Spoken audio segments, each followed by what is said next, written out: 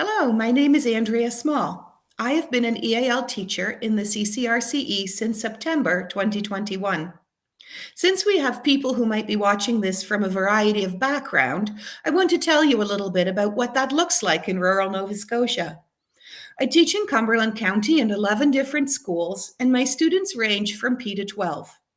Before switching to EAL, I was a resource teacher in a P to 12 school where I had several EAL students on my caseload. I also spent a few years working as an assistive technology specialist in the same schools I support now. So that has allowed me to bring back some relationships that I built earlier. Before that, I've taught physics and science and math at the junior and senior level. I like to change what I do from time to time. EAL is personal to me, though. I moved here from the Netherlands when I was 12 years old with very limited English, and my brother and I were the first EAL students at that school. In Cumberland County, most of my schools have fewer than 5 EAL students. 2 schools only have 1. In one of those schools, like I was all those years ago, my student is the very first one whose first language is not English. This is new territory for many of the classroom teachers I support. Many students in my schools have never met anyone who speaks a language other than English or French. Actually, French as a first language is rare enough. However, things are changing, even in rural Nova Scotia. I started with 19 students a year and a half ago.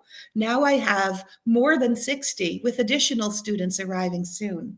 They're scattered over the county. My farthest schools are 90 kilometers apart. Being an EAL student can be isolating anywhere, but this is especially true when peers have no idea how to build relationships with someone who speaks a different language and comes from a different country. One of the best ways to overcome some of these barriers that I have found is through books. I love books. I always have. One of the reasons I learned to read English quite quickly is because there are only so many Dutch books you can fit into a shipping container. I don't remember much about that first year of school in Canada. I do remember my teacher reading to me. It's not about the reading, it's about the sharing of ideas, discovering that we are mostly the same and looking at any differences as opportunities to learn. So today we are going to look at how reading a book to a class can be more than a read aloud. If you enter the class code on this screen, which will be repeated on the last slide, you will be directed to the classroom associated with this webinar. There are a number of resources available, including a streamlined version of this slide deck and additional lesson plans. Feel free to post comments or questions, or even add your own lessons to share with others. Just a quick overview of what we'll be covering today.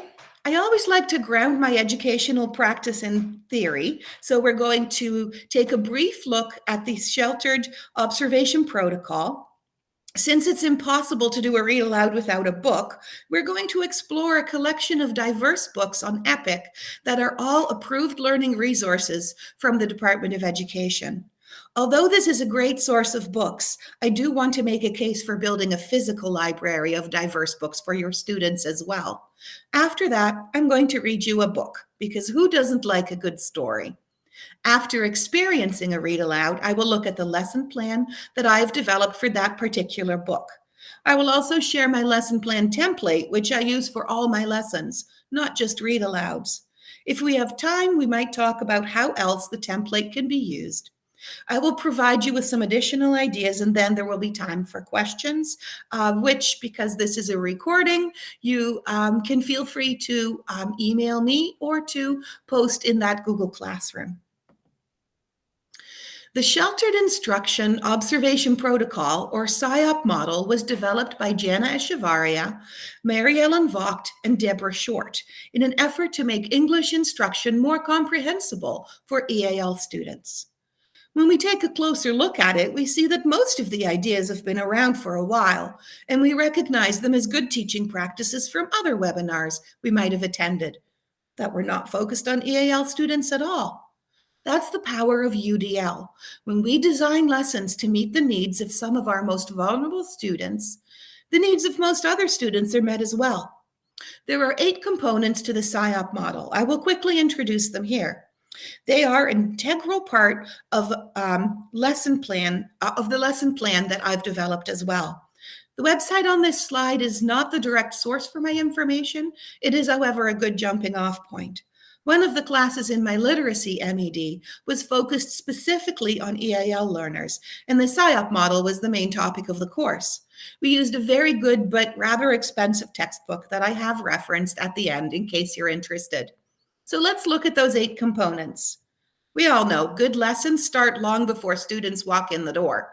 Having a flexible but rigorous lesson plan template definitely helps in this area. There are 4 common lesson plan templates developed by the SIOP researchers. Mine is a slightly different version of one of them. I'm not great at following instructions, which is probably why my husband and children do the cooking in my house. Feel free to take the one that I have and make it your own. So with the exception of lesson delivery, which is kind of obvious, the lesson plan is built to reflect all of the other components. Before jumping into the main point of the lesson, for the second component, it's important to provide the building blocks students need to construct new learning. For a read aloud, this is the pre-reading stage. This often comes in the form of vocabulary, but might also involve facts about different cultures or other ways of knowing. It is as important to provide context for the whole class as it is to provide additional information for the EAL students. It's important for students to know that they bring things to the table when they first pick up a book. Comprehensible input is the component I struggle with the most. Our mode of instruction should be understandable without compromising course outcomes. It could involve vocabulary, rate of speech, and sheer volume of language. You've probably noticed by now that I like big words and I talk a lot and fast. All of these aspects of our lessons can impact how much an EAL student is able to retain. Read alouds are really good for me because the majority of the words are already there in the book. I have selected them in advance to be comprehensible or made them so by sufficient background building. A variety of strategies from direct language instruction in phonics, grammar, pronunciation, to technology such as a translator or ebooks, to metacognition, to scaffolding are all strategies we need to support all learners. Interactions used in the lesson can be whole class, small group, or one-on-one, and may not directly involve the teacher at all. Several types of interaction will likely be used in a single lesson.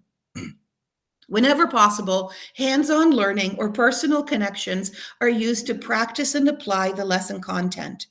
The lessons must be delivered with enough flexibility to adapt to any number of classroom realities without changing the lesson objectives.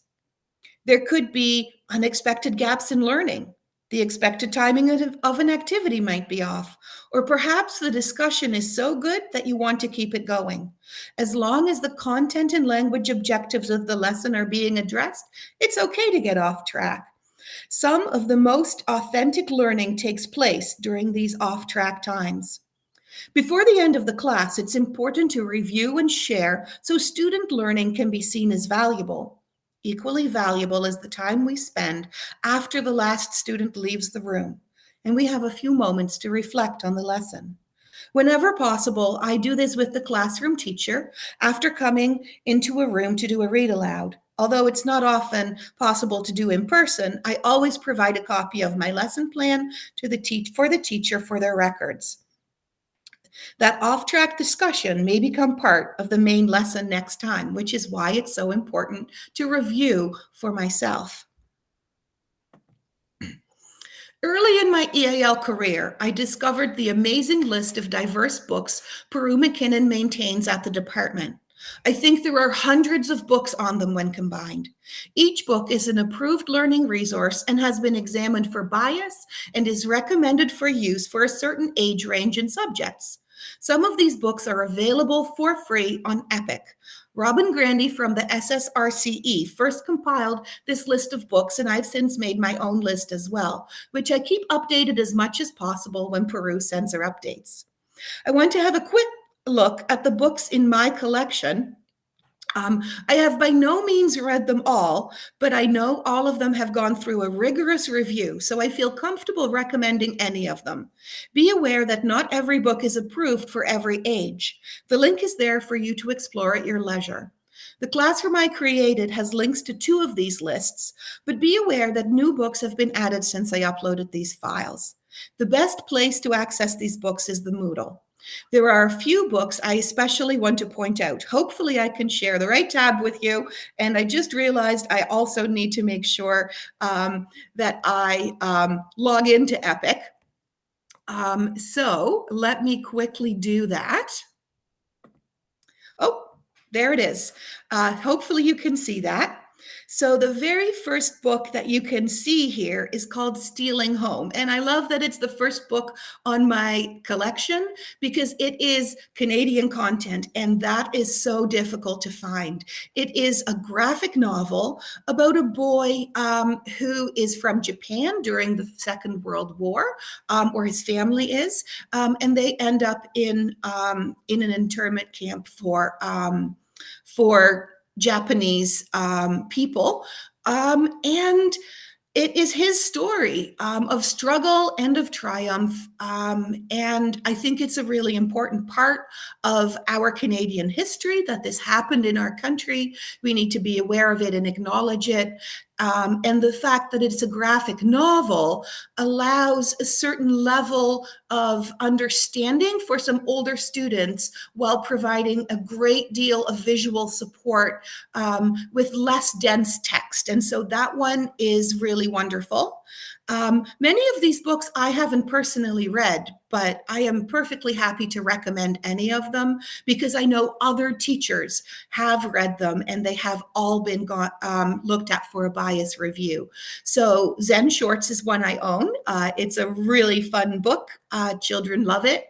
And I have read with one of my students who is an amazing artist, Dragon Dancer. I love it. The art in it is absolutely amazing, and it is a great story to read around Lunar New Year. I don't own a physical copy of the Homesick Club, but I do have a lesson. I'm not sure if it's in our Google Classroom, but you can feel free to contact me if that's something you're interested in. It's about 2 students and a teacher who are homesick because they have moved from far away. So as you can see, there are a great many books here. Just by having a quick peek, you can see that they're likely just from the illustrations aimed at different ages and have many, many different backgrounds, diverse ethnic groups, and diverse topics. So I could go on and on because I love talking about books, but we are going to get back to the lesson now. And so I'm going to click over here and I'm going to see if I can get back to my slideshow where my notes are.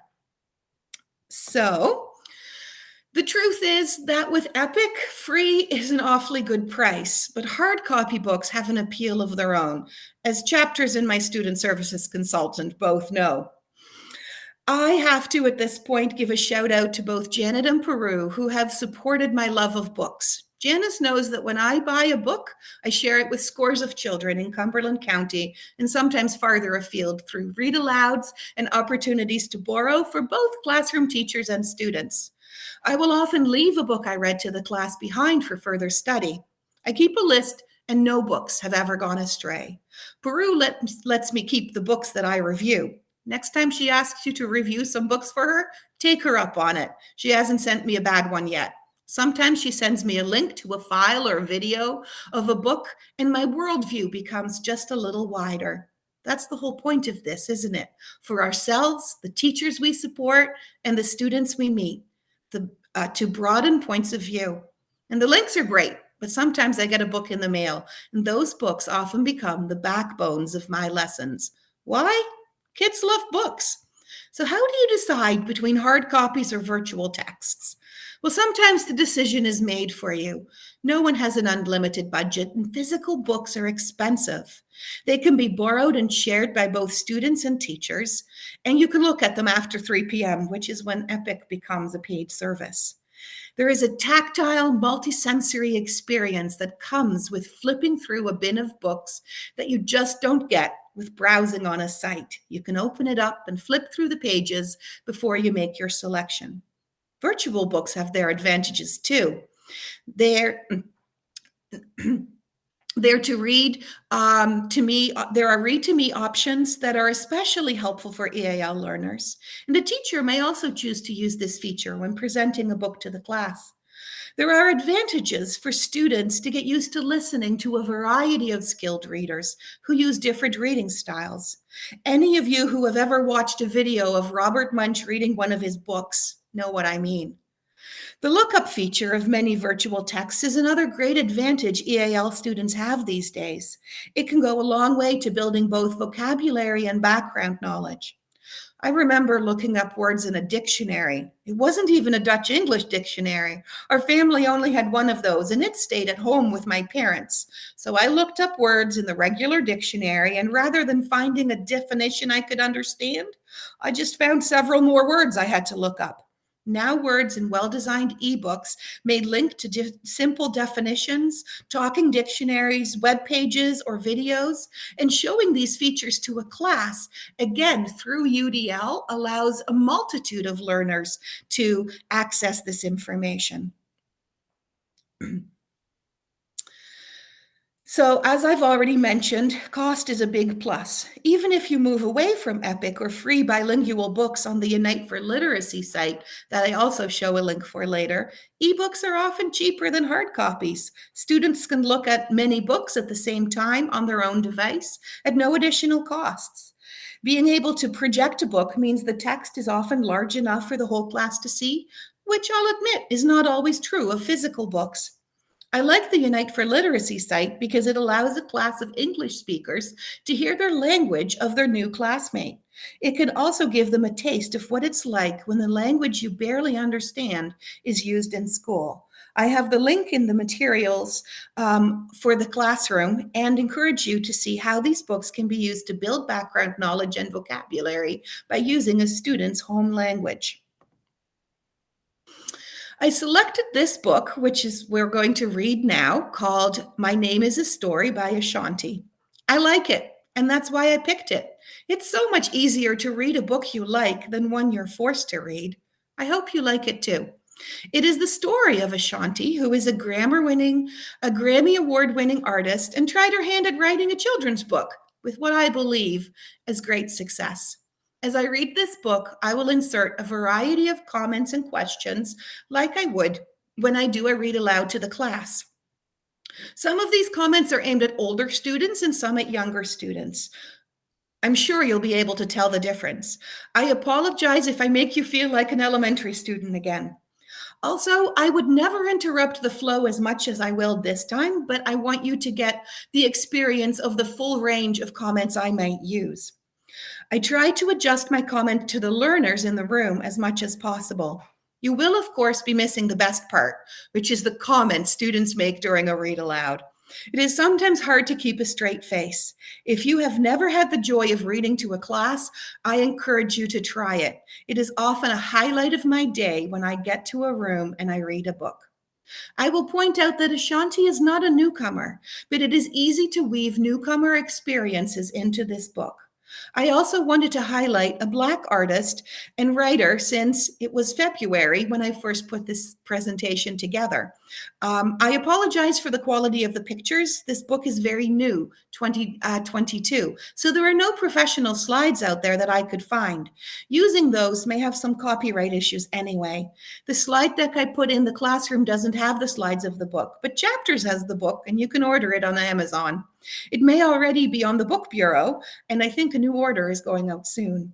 Trust me, I am not getting any kickbacks, but I buy hard copy books in part because I know the author and illustrator are paid that way so they can keep producing great books. So here it is. My Name is a Story, written by Ashanti and illustrated by Monica McKay. I apologize. Because my eyes are not very good, I can't see very much of the slide. So I'm going to look to the side as I read this book to you and make my comments. I wanted my name to be easy.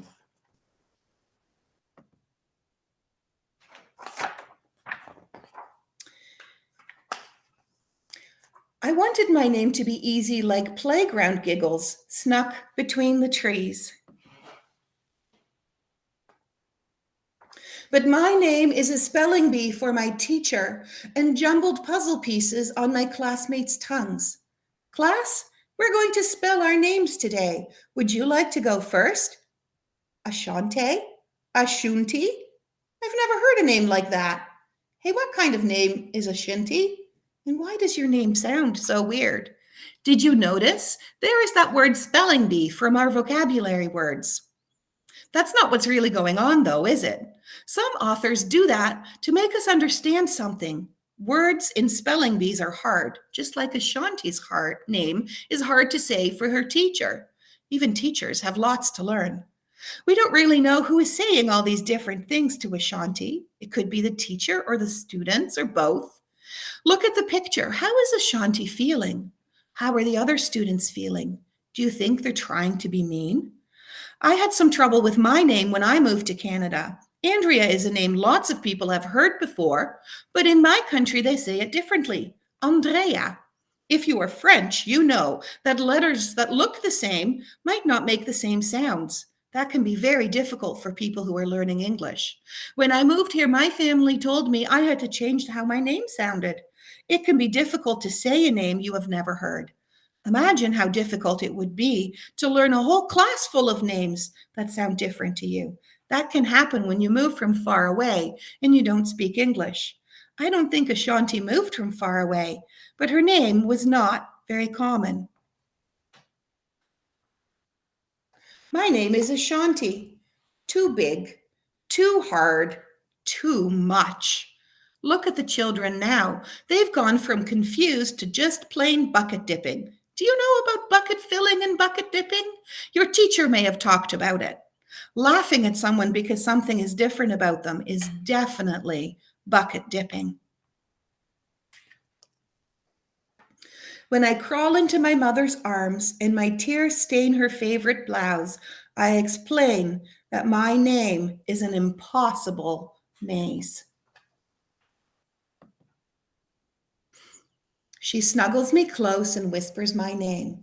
But Ashanti is all the wonders of being awesome.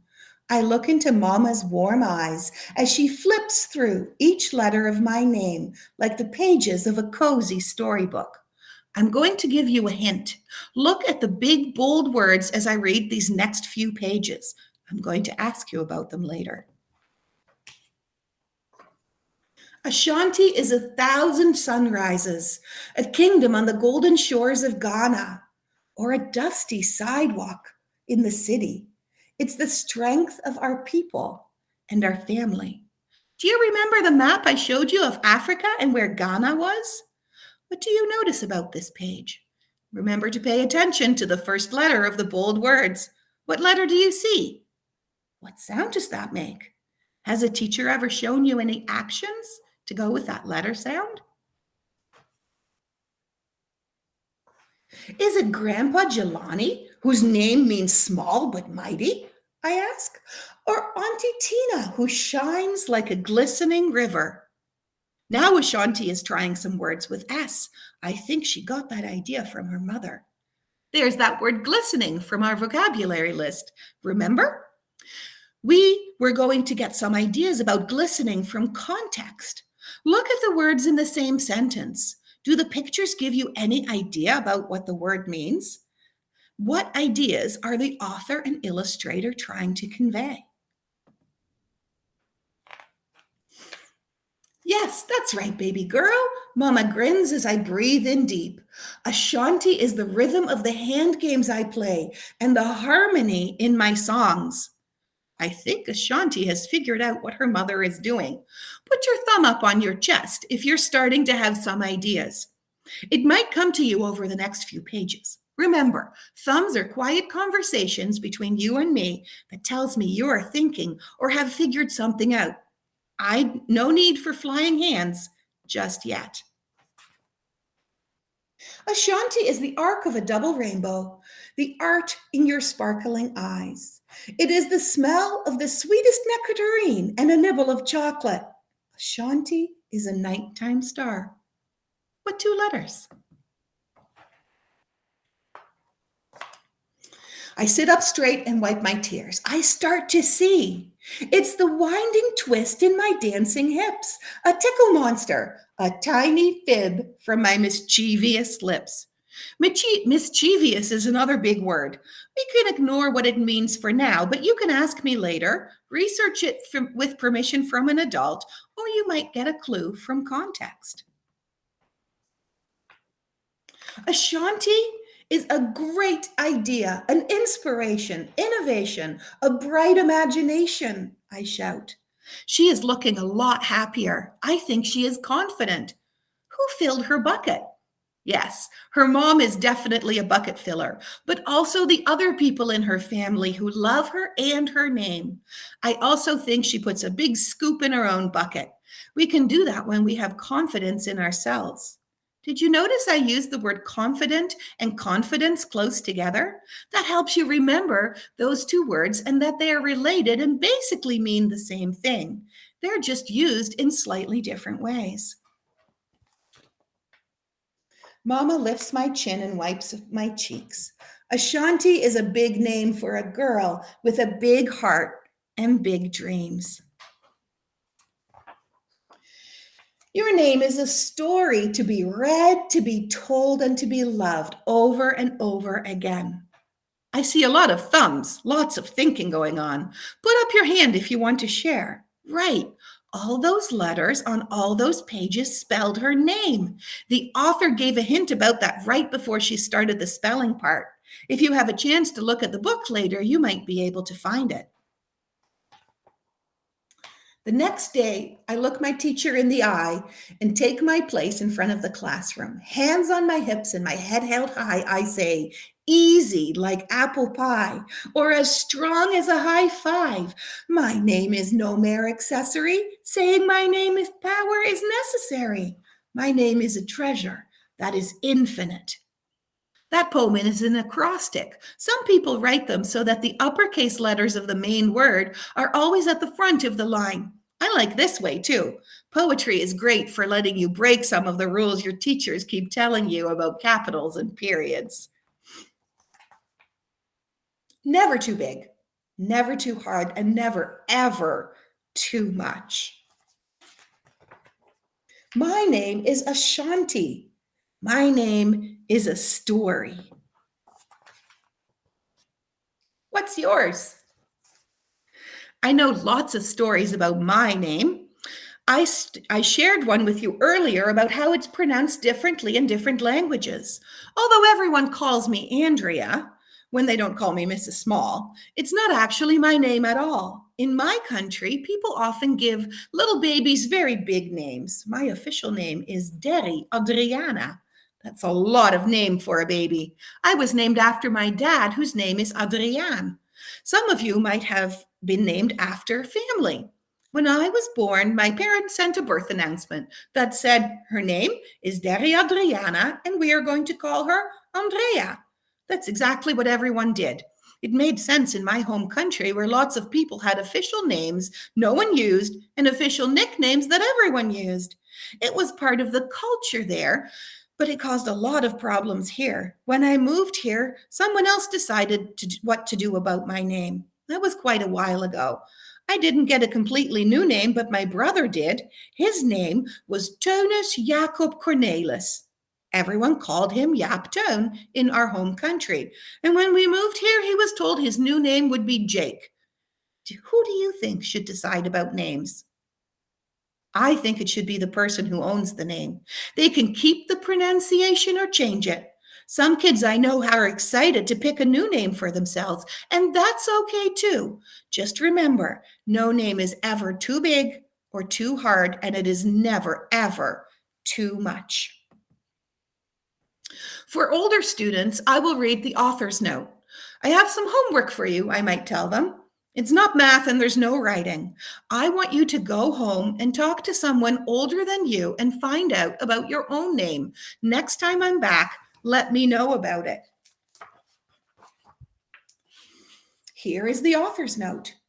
My mother carefully picked out my name, Ashanti. Ashanti can mean many things like thank you or woman of strength. It is the name of an empire from people from Ghana who were courageous, loyal, and loving. It is not the top 100 names for babies, but it is a name that I'm extremely proud of. When I was young, I didn't know there was anything different about my name. It wasn't until I started going to school that I found that teachers and classmates struggled to pronounce it. Some would tease me, and others would try hard to get it right. Either way, I learned my name was different from everyone else's. I asked my mother why she had given me such a difficult name, and she sat me down and told me, "We picked your name out just for you. You are named after the strong women who came before you." She taught me to stand up for myself and to be proud of having such a unique and extraordinary name. I didn't get there overnight, but I learned how to love what was made just for me. My Name is a Story is a book for those kids with different names, names that might be hard for some people to say or spell, names that stick out during roll call. My hope is that the readers understand every name is special and important and deserving of respect. Every name tells a little bit about where that person is from and who they are in the world. My name is Ashanti. What's yours? And that's the end of the book. I hope you enjoyed listening to a book and experiencing the style of read aloud that I use. Classroom teachers seem to like it. This month I walked into a room holding a book that I had just gotten back from another teacher. My plan in that class was to make some observations of my student and see how they were making out with their classwork. These students were very used to me as a guest reader, and when one of them spotted a book, an excited chorus of "Mrs. Small is here to read a book" soon arose. I was on the spot. I had no lesson ready for this. The teacher looked at me with a smile and said, "Are you here to read a story?" It was that kind of day. And other times I had come in to read a book to the class, and the teacher switched into observe, assess, and support mode. That's the great thing about having guest readers. The classroom teacher then gets to focus on how she can or he can better support students. So that's exactly what I did. I did a lesson on the spot. I have used my template so often that it just lives in my head. I'm afraid I did skip the official outcome part and had no content or language objectives. I did get to many of the 8 SAOP components, though. Building background was based on the title, and we had great discussions.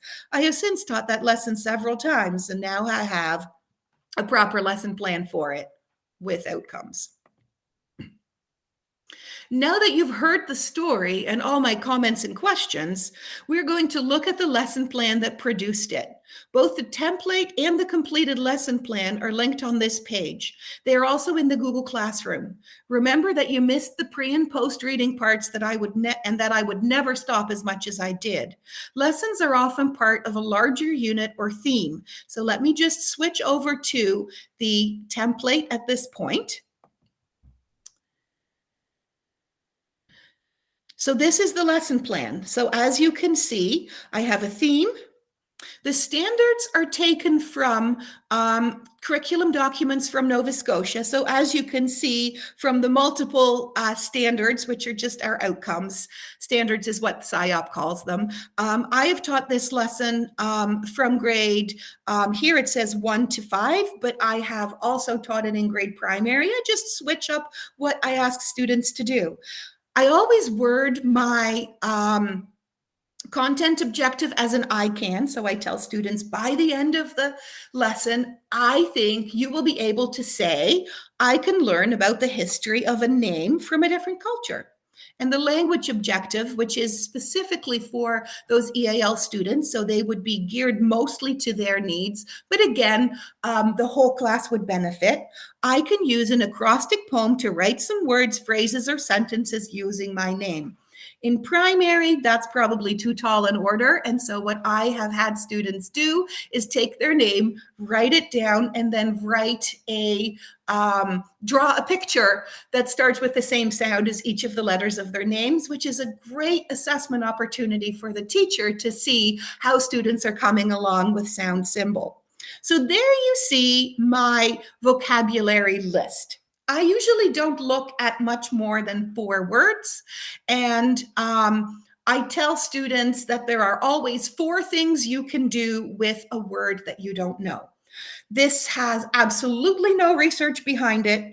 It is just my way of looking at it, and I have come across this from my own personal experience, the experience of my parents, and now increasingly the experiences of students I teach. So I tell them you can ask, and then I point out that they don't always have to ask an adult. They can ask a classmate. Often it's better to ask a classmate because student vocabulary would be much more likely to be appropriately leveled and therefore comprehensible input. They can research. And again, if you remember the story, I beforehand would have shown a map of Africa and pointed out Ghana. The great thing that I try to do with research is you don't always have to, as students love to call it, Google it. And if you do Google it, it's often really good to click the images page because, like we all know, a picture is worth 1,000 words. As to context, that's actually how we learn most of our words. The number that's floating around in my head that I've read somewhere is 80% of our vocabulary has been built out of context. Think about it. You didn't, at the tender age of 2, go to Google and look up what the word dog meant. You saw a dog, you heard someone call it a dog. You saw another word, and someone else called it a dog. Maybe you tried the word dog and someone said, no, that's a cat. And all of a sudden, after 7 or so times of coming across a word, now it's yours forever. And the ignore strategy. If we ask our students to look up every single word they don't understand or somehow find out what it means, they're never going to make it through a book, and they're going to be nothing but discouraged. And so if a word is not necessary for comprehension of the situation, be that a text or a conversation, you can just go and ignore it. I want to put out a shout out to my mother because she used this strategy to great effect. So I list what I need because if I'm not organized, I will leave something behind. So with this lesson, obviously I need the book. I also need a map of Africa and a paper with the poetry sample that I will show you in a bit. And students need writing materials, which they always have. If I look at the SciOp features, there are many more features in the SciOp model than this, but these are the ones that I am currently focusing on. Again, if we try to do too much, we end up not doing justice to anything. So once these are ingrained, I may add some other ones. And then you can see I have a very short lesson sequence that tells me what to do. Quite honestly, I hardly ever look at it during a lesson that I'm teaching. Just the fact that I have written it down is enough. So let me pop back to my presentation and hopefully this has all worked. It does look like we seem to have advanced. And so I'm going to try to go back because, excuse me, I also want to make sure that we get through all of this information. So I will very quickly at this point show you the blank lesson template, and then I will pop over to the poem and explain how I used that. So again, we seem to have advanced, but hopefully we can get that all sorted out. So this is the blank lesson plan template. And if you notice, I have partially filled in the lesson sequence because I always do the I can statements because I believe it's very important for students to understand what it is we are trying to teach them because then they know what they're responsible to learn. I introduce vocabulary and then at the end I review the vocabulary because those are some of the most important things I do. So what's the point of trying to teach vocabulary if then the students you're trying to reach haven't learned it yet? And I review the I can statement because then students can really own those lesson outcomes and say, yeah, I really can now understand how names are linked to culture, and I have written an acrostic poem. So let me just show you. what that looks like. So I made a photocopy for educational purposes. You're well within your rights not to photocopy an entire book, but certainly to photocopy portions of it. And so this is just every student gets a sheet. There's a model right there. Of course, what I do with the class is they write an acrostic poem for my name first. So there's modeled as far as an interaction, and then the model is right there for them. And then if you look down, there's just some blank space at the bottom where they do their own poem. We talk a little bit about what an acrostic poem is. We talk about what it was she was trying to do. I tell students that I don't allow anyone in the class to say anything negative about anyone else in the class, and that includes themselves, because sometimes students can be very hard on themselves. I also tell them that if they're not sure about what word to use for one of the letters, they can ask a classmate. And when I've taught this lesson, it's wonderful to hear all the great things that classmates say about each other. So it is a very positive experience for the entire class. So let me pop over to my notes again. And that brings us basically to the end. So the class code is here for you again, if you're interested in doing that. You will find the slide deck without the notes there as well, and the lesson plan template and a number of other completed lessons, some for the EPIC books that you all have access to for free. If you give this a try, feel free to post the lesson plan if you're comfortable with that. I will monitor the stream to see if you have any questions after we finish. You can go ahead and ask there. The SciOp website is a great place for more information about the model, and I've listed 2 books that have numerous ideas about implementing the SciOp model and using read alouds, as well as many other literacy strategies to meet outcomes in subjects other than ELA. There's a link to my diverse books collection on EPIC and a reminder that there is a much larger list of diverse books approved by the department on the EAL Moodle site. In the classroom, I also have a material that links to the Unite for Literacy site. It's an app you can download on devices as well. No login required. You just look at the books and then they can be read out in many different languages. For EPIC, the easiest thing to do is to create an account as a teacher. So the other thing that I mentioned at the beginning is I said that I use the lesson template for absolutely all of my lessons.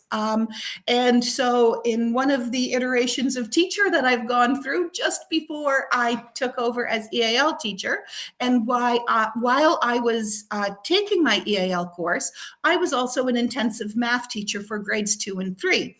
And so I would pull out a small group of kids. We would focus on a particular aspect of math. And what I did is I always wrote I can statements on the board. And I always made sure for my lessons, following this lesson plan, that I had both a math outcome. It might be we are going to learn how to partition numbers up to 20. And I would have a literacy outcome. And that might be, I will learn the vocabulary words that help me describe partitioning. So just by writing and reading those I can statements, students would learn the word partitioning, and then they would get into part, whole, and things like that. So if you want to use this lesson plan for anything and everything, feel free to do so. I was a guest speaker in an African Canadian studies class, grade 10, because I happened to have a student in there. Because I have family in Africa. We had been there for a visit. I brought in a bunch of materials and I talked about colonialism and how that has affected modern day Africa through my own personal experience. And again, I had an outcome, which was to learn from personal stories about Africa. And I had, that was the content outcome. And I also had a language outcome, which was to discuss and practice using the vocabulary that had been introduced by the classroom teacher throughout the unit. And so with that, I will move over to my last slide. And thank you so much for your time. And again, remind you that if you have any questions, you can feel free to post those in the Google Classroom, or if you're not comfortable doing that, feel free to reach out to me through email. My email address is smalla@ccrce.ca.